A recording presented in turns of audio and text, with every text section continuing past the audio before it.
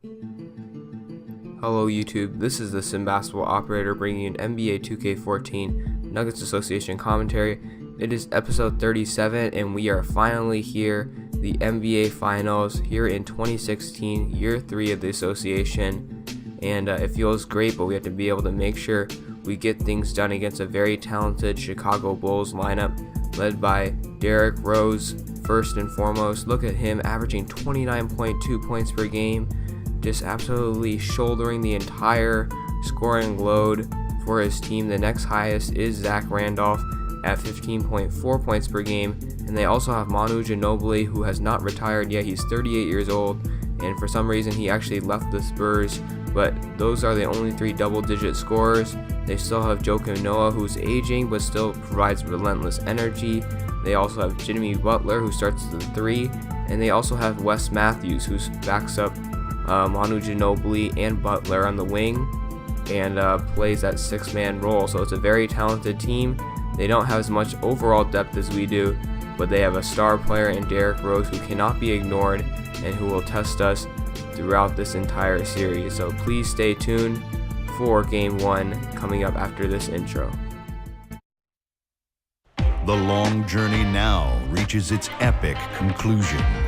The pinnacle atop this stage, with the attention of millions far and wide. 2 teams hardened by the fire of competition find themselves within arm's reach of destiny, within grasp their place amongst the immortal legends of the game. Welcome to the NBA Finals.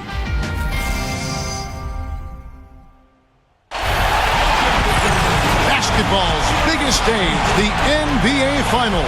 It begins here, and 2K Sports is happy to bring it to you. Hi everyone, this is Kevin Harlan. With me, Clark Kellogg and Steve Kerr. And what a mood in this building for Game 1 of the NBA Finals. Let's check out the starting lineups. Okay, first for the Bulls, Derrick Rose is out there with Ginobili. And down low, the 2-time NCAA champion at Florida, the 6'11 tornado of energy and effort. It's the big man, Joakim Noah. Then there's Jimmy Butler, and it's Randolph in at the 4 slot. And then for the Denver Nuggets, Austin out there with Terrence Ross. A 29-point game for him in the win against Portland. Then there's Gallinari, and it's Fareed in at the power forward. The top seed possessing home court advantage, and they're looking to come out and make a statement here in this first game. Well, Kevin, they've been thinking about the finals since the minute the regular season ended, and they're anxious to get this series started and get it started the right way with a win here on their home court. Yeah, that's certainly the idea, Steve. I mean, to use that home court advantage to your benefit right from Jump Street. I mean, if they get the win here in Game 1, the buzz in this city and the electricity amongst these fans will increase. And in Game 2, you feel like the home court advantage even gets bigger.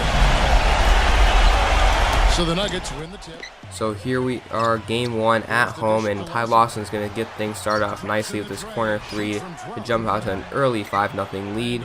And then he's going to get this rebound, but a bad turnover right here as Rose, active on the defensive end, gets the steal and then makes a smart play here after setting up with a couple of moves, giving it to Blatch, who makes the unselfish extra pass to Randolph for the easy layup.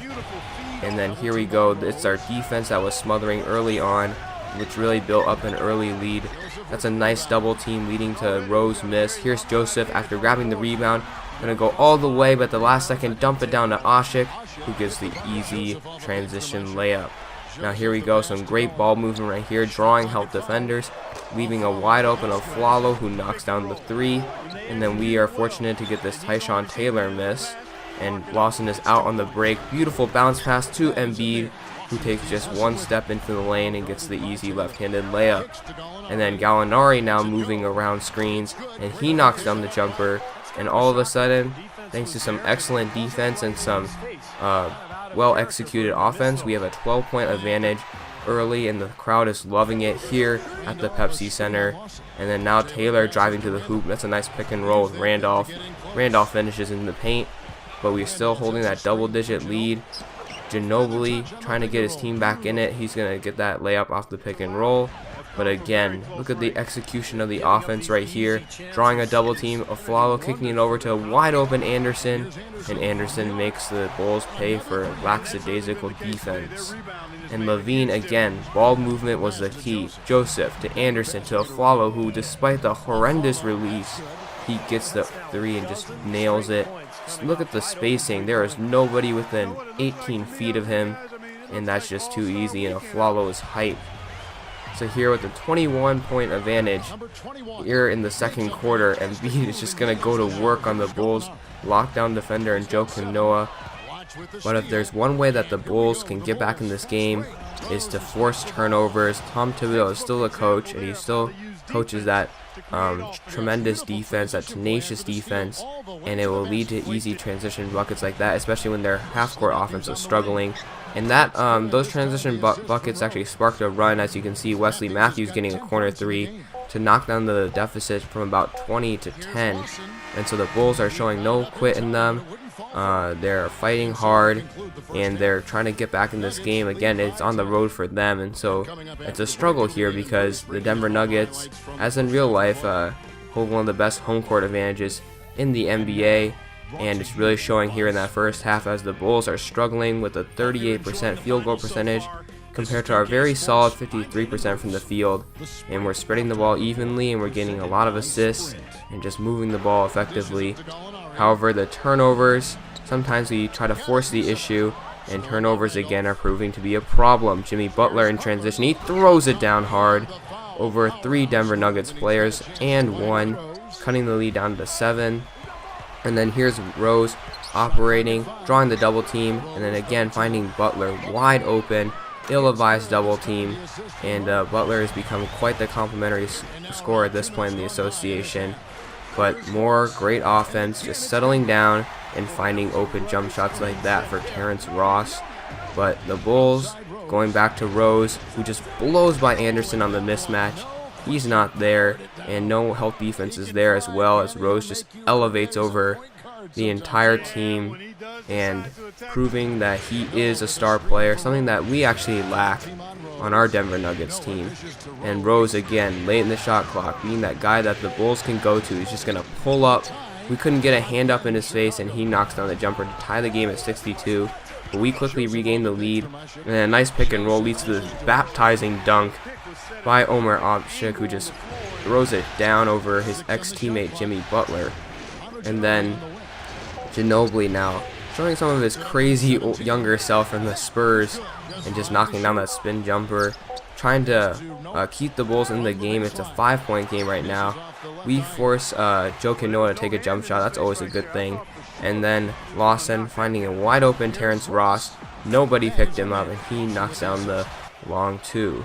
However, Ross will miss the back end of this free throw set, but we still have that 10-point advantage entering the third quarter. The Bulls did knock it down to, they actually tied the game, but we were able to regain this double-digit advantage. So here's Lawson, beautiful pass from Danilo Gallinari, and he gets the transition layup to go. And then this is where Gallinari kind of showed off his go-to scorer prowess. After the great block by Embiid, Lawson's going to go, and then Gallinari just makes a smart play, fills in the lane, and gets the layup to go. And now we're using him as a stretch 4, running a pick and fade, and that just leaves him wide open and shoots over the outstretched arms of Randolph right there. And then here's Joseph, beautiful pass to Ashik, increasing our lead to 20 points. And this game is pretty much over, pretty much knocked out the wind in the Chicago Bulls' sails, so to speak. Great pass from Fareed to Lawson, then going back to Fareed, who throws it down over Derrick Rose. And that was the dagger pretty much. The Bulls could never really recover from the onslaught we put on at the beginning of the fourth quarter, and that leads to this 20-point victory in Game 1. So while it probably wasn't exciting for, the regular fan, I am very happy with this win, and hopefully we will be able to get 3 more of these comfortable wins to really solidify our place in history as NBA champions. But it probably isn't over yet, knowing the NBA Finals. So in defeat, Derrick Rose finished with 22 points on 25 shots, inefficient day for him. He also had 4 turnovers but 5 steals as well, more on that later. Butler with 14 and 7, Matthews with 12, Randolph with 10 but on 14 shots, and Noah with 8 points on 8 shots. So they weren't able to get the consistent scoring from their go-to guys, and that's the reason why they only finished at 81 points. Gallinari with 17, Embiid with 13, Lawson with 13, Ross with 12, and Ashik with 11. A lot of guys in double figures for us. That shows the ball is moving around very well. We also had nice rebounding statistics, cleaning up the mess after our great defense in this game. Corey Joseph had 10 assists, but Gallinari also had 5 assists, 5 rebounds, I believe a steal, and a couple blocks. So he really rounded out that 17-point scoring performance. And defensively, Ashik 3 blocks and 9 rebounds. We love to see that from him, especially from a guy who plays about 15 minutes off the bench. But turnovers continue to kill us. At least, as you can see, even though Lawson had 8 turnovers, which is horrendous, but a lot of other guys, Corey Joseph, Gallinari, Aaron Aflalo, even Embiid, just turning over the ball carelessly, and which could lead to a lot of problems moving forward in the rest of the finals. So this is the Sim Basketball Operator. Thank you guys for watching Game 1. I will be playing all the games for the rest of this final series, and hopefully we'll be able to get the job done after setting the tone very nicely in Game 1. So again, thanks for watching, and I hope to see you guys all in the next video.